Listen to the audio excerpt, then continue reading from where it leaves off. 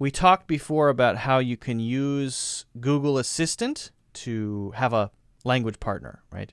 Google Assistant can be a good way to practice using words, to practice maybe pronunciation, to practice asking simple questions, right?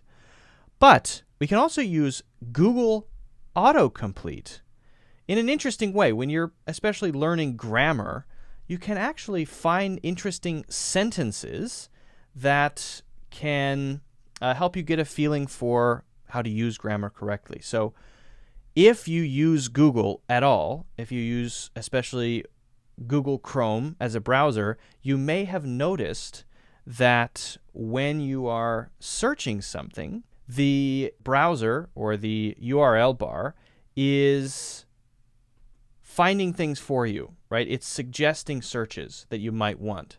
It's saying, hey, you might want to search this or you might want to search that. This is actually a cool idea, a cool way to discover new sentences. Maybe you have a grammatical piece, the beginning of a sentence, and you might say to yourself, how can I maybe extend that into a full sentence?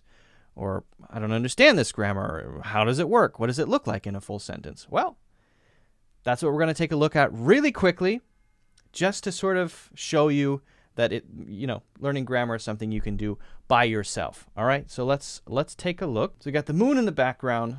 We got my browser here, and what I want to do is just start typing something. So let's say we want to search what's the. Here we go. What's the difference between? What's the difference between alligator and crocodile? What's the difference between a Democrat and a Republican? All right, let's keep going. What's the difference between the? Okay, let's see what we get. Then and then. Cold and flu. House and Senate. Okay, we get some suggestions here. There and there. All right. So if we want to know how to use that, we get some suggestions. And this is just an example. I have been wondering. Let's try that. About you, I have been wondering whether. How about that? I have been wondering whether. Let's see what we get. You will be free this evening.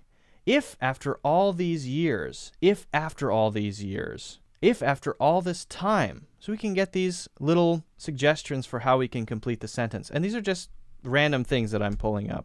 There's a good chance. There's a good chance. There's a good chance this isn't coffee. There's a good chance I may have committed. There's a good chance this is whiskey. I'm getting a lot of alcohol-related ones. But you get the idea, guys.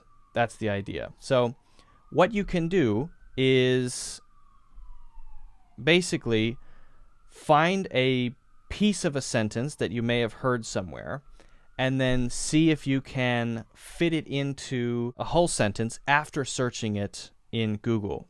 Basically, open up your browser, type in that piece, and see what comes up. But the important thing is to sort of look at it as play. Whether you're practicing writing, or you're learning grammar this way, whatever it is, think of learning as play, right? Use it as play. And when you do that, it's more likely that you'll pick it up naturally. And also it makes it a little more fun.